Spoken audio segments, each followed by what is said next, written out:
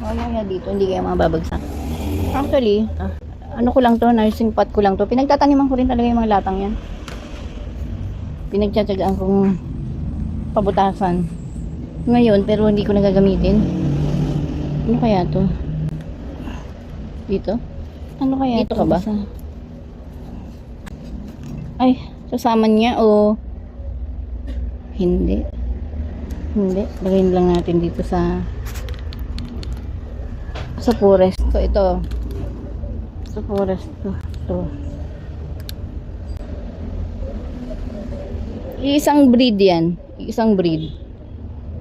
Ito, masyado ng maraming ugat. Lalaki siya dito. Napansin nyo, mas malaki siya sa baba. Kasi nakatira siya sa lupang Kailangan may matirang ugat.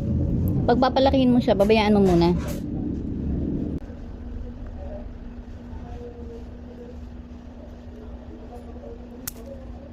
Yan. Pwede pa yan. Pwede pa yan basta may ugat. Tapos, etong matangkad na to, pareho din niya. Pero since natira to sa dito, tapos nag second rooting na, laki na niya, parang pwede nang i-bonsai mag-isa. Ganda. Ang ganda na ng ugat niya. Ito, walang ugat. Makikisama lang. Wala na to, patay na ito. Pwede palang itusok mo lang, nagkakaugat din. So, parang tali.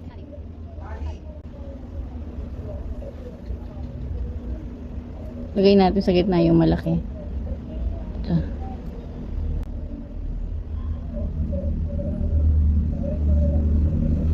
Taling maliit. Taling maliit. Meron nandun, tinago ko dun sa likod. Baka tumubo tong ugat na. May panali rin, nandyan.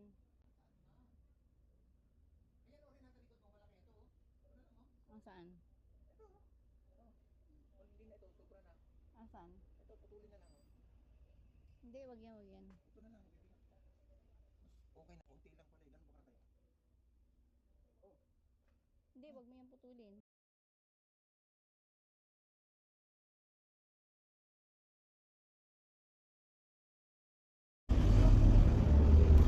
Pag gusto mo pa siyang lumaki, ilagay mo pa siya sa garden pot na maraming lupa. Pero kung okay na sa'yo yan, ilagay mo na kung saan mo baplano. Palagay ko dun sa puti, ito pinakamaganda, perfecto.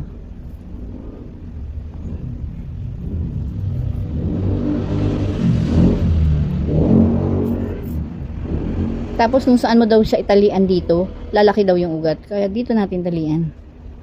Sa medyo mataas. Para lumaki ugat dun.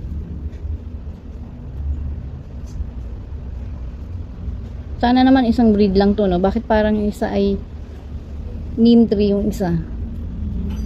Hindi ba neem yung isa? Ito.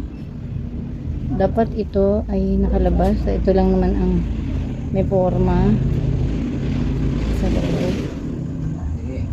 Ito dapat nakalabas. Ito ay ganito natin to. Pag ganito. Pag ganyan. Yan. Nakatingin doon sa kaliwa. Saka na natin isipin kung paano siya puporma paglaki. So, ilagay na natin sa permanent pot. Ito. Permanent pot. Ganda. Ganda ng permanent pot mo. Pag nilagay ko naman siya dito, as if naman pinapalaki ko pa. Pinapalaki pa ba natin? Sige. Sige, wala akong makitang pot palakihin pa natin. Yan. Pag pinapalaki pa,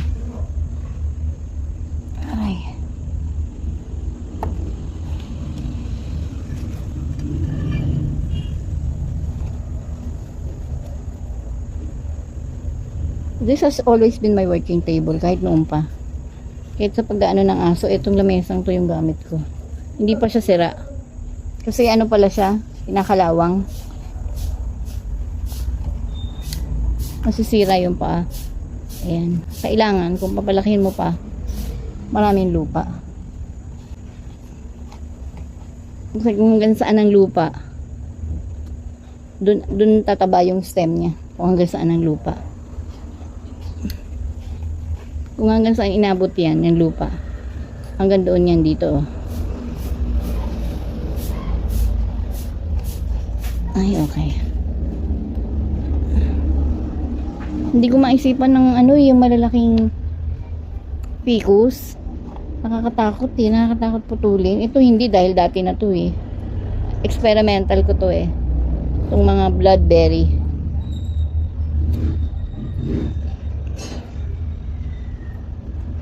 Ang ganda ng lupa niya actually ah.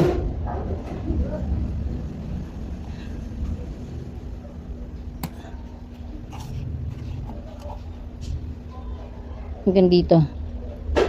Yang nilalagyan mo na yan. Sigurado yan lalaki yan. Yung stem na yan.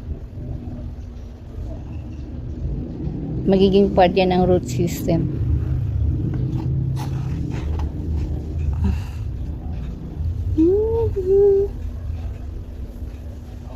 Hindi naman ganyan kataas yan dahil pag nabasa naman ng tubig yan, babagsak din yan. Napunuin natin. Kahit for a moment lang eh, mayakap niya ang lupa. Pag dilig mo yan, di wala na, babagsak din. Di ba?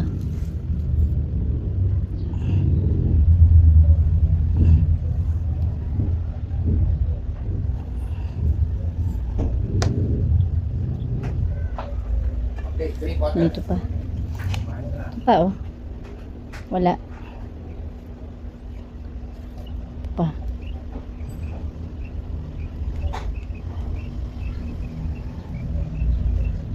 Some people made a lifetime with a moment.